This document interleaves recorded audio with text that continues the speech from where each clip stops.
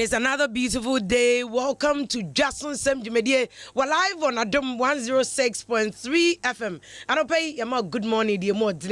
I said that can see a family trading point and croupon. Oh, I won't quite as a unsi kwanswa for Bible. No, that kind Psalm 61. On your coupon, see he's higher than I.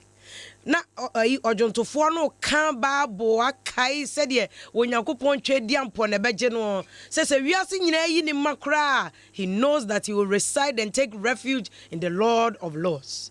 Na sa Onyankopon ne abutantim woboba kese no a wo bia pa no ho a ontumi hunu no for the rock is higher than I. And ope jitu musu Onyankopon no odi wachi no otwediampo no o totobo no a won osori a wo ma ensuo to no ma wiabo ema de oni bie ndu o bie de etene ene de onye tene de onim se yenyina. We can never be 100%, and yet he loves us, and yet his grace is extended to us, and yet his mercy is extended to us. Emu ho abomfia because said etie bi Onyankopon o woni pakese e de ma ho. Anope good morning. Me mo achi mo akwa baba Jason Sem Jumedie so Adom 106.3 FM your